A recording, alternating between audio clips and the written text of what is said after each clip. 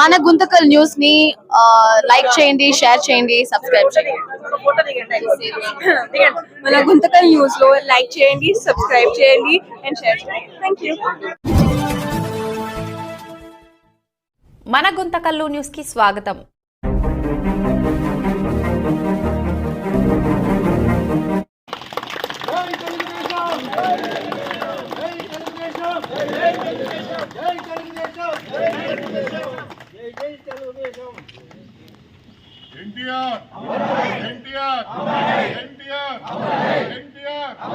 చంద్రబాబు నాయకత్వం, చంద్రబాబు నాయకత్వం, చంద్రబాబు నాయకత్వం. జై తెలుగుదేశం, జై తెలుగుదేశం.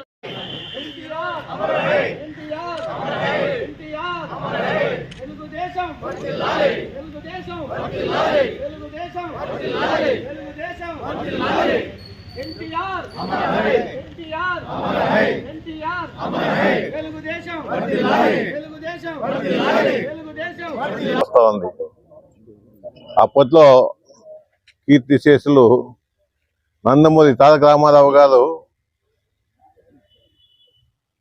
తెలుగు వారి ఆత్మగౌరవాన్ని కాపాడడం కోసము, అదేవిధంగా తెలుగు జాతిని ప్రపంచ ఖ్యాతిగా మార్చేదాని కోసము ఈ పార్టీని పెట్టి బడుగు బలహీన వర్గాల మైనారిటీలకు ప్రతి ఒక్కరికి న్యాయం చేయాలని ఒక సంకల్పంతోనే ఈ పార్టీని స్థాపించాడు.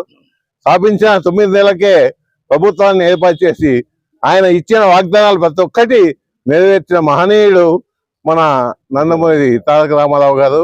మరి ఆయన్ని మనమందరము ఈ 44 సంవత్సరాల ఆవిర్భావ దినోత్సవం రోజు ప్రతి ఒక్కరూ ఆయన్ని స్మరించుకుంటూ ఆయన జోహార్లు అర్పించుకోవాల్సిందిగా ప్రతి ఒక్కరికి మనవి చేస్తా ఉన్నాను. So thank you.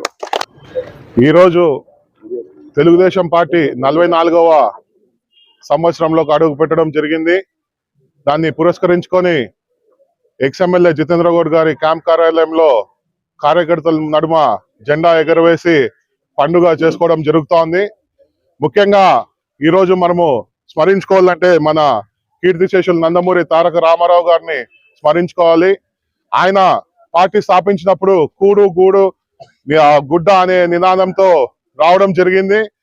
అదే విధంగా ప్రతి ఒక్క బడుగు బలహీన వర్గాలకి ఆయన చేయూతనిచ్చి వాళ్ళని రాజకీయంగా గాని ఆర్థికంగా గాని వాళ్ళని పైకి తేవాలనే ఉద్దేశంతో, తెలుగు అని ఆత్మగౌరవాన్ని పెంపొందించాలనే ఉద్దేశంతో ఆ రోజు మనము చూస్తే తమిళియన్స్ అనే వాళ్ళు ఎక్కడ అంటే ఆంధ్ర అంటే మద్రాసీలా అనే పరిస్థితి ఉండేది.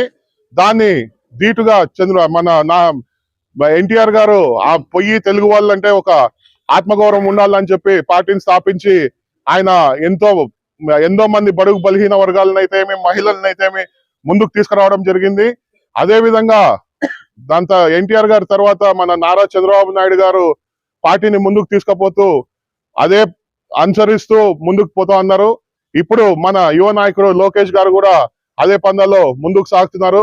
ముఖ్యంగా తెలుగుదేశం పార్టీకి అండ కార్యకర్తలే. దేశంలో ఎక్కడ లేని బలం, శక్తి మన కార్యకర్తలు, మన పార్టీకే ఉంది. దీన్ని ప్రతి ఒక్క కార్యకర్తని మన పార్టీని ఇట్లే ముందుకు తీసుకుపోవాల్సిందిగా ప్రతి ఒక్కరికి కోరుకుంటూ ఈ 44వ ఆవిర్భావ దినోత్సవం సందర్భంగా ప్రతి ఒక్క కార్యకర్తలకి, నాయకులకి, శ్రేయోభిలాషులకి, పార్టీ అభిమానులకి శుభాకాంక్షలు తెలుపుచేసుకుంటూ సెలవు తీసుకుంటాం.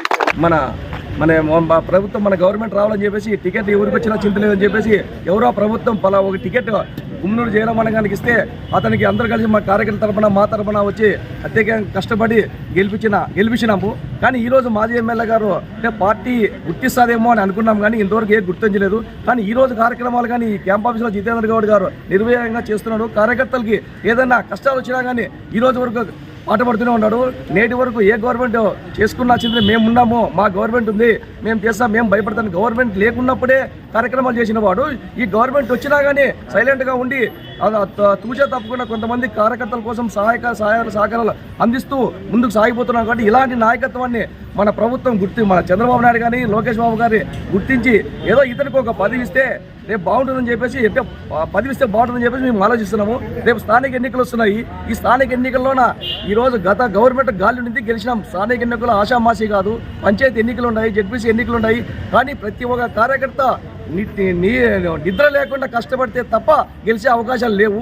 ఎమ్మెల్యేగా గెలవడం వేరు, సర్పంచ్గా గెలవడం వేరు, ఎంపీటీగా గెలవడం వేరు, కౌన్సిలర్గా గెలవడం లేదు. కాబట్టి ఇవన్నీ గెలిచాలంటే ఇట్లా నాయకుల్ని తీసుకొని ఏదో పదవిచ్చి మన పార్టీకి ఆయన సహాయ సహకారాలు అందిస్తే ఇంకా ముందుకు పోతామని చెప్పేసి ఇన్నేళ్ళ దాదాపు 40 సంవత్సరాలు నాకు ఉండేది. 40 సంవత్సరాలు ఒకటే పార్టీ జెండా, ఒకటే ఇంట్లో. ఈ రోజు వరకు వాళ్ళతో పాటు మేము ఉన్నాం. మమ్మల్ని వాళ్ళు మేము చేయలేదు కానీ వాళ్ళు మేము వదిలిపోలేదు. వాళ్ళు చెప్పినారు, మేము పార్టీ సపోర్ట్ చేసినాం అంతేగాని. కానీ ఈరోజు మేము ఊరికే ఉన్నాం కానీ చాలా బాధ అనిపిస్తుంది. గవర్నమెంట్లో ఉన్నా లేనట్లే లేకున్నా ఉన్నట్లే అని చెప్పేసి ఈ అభిమానాన్ని ఇచ్చిన పెద్దలందరికీ ధన్యవాదాలు తెలియజేస్తూ వినిపిస్తున్నాం.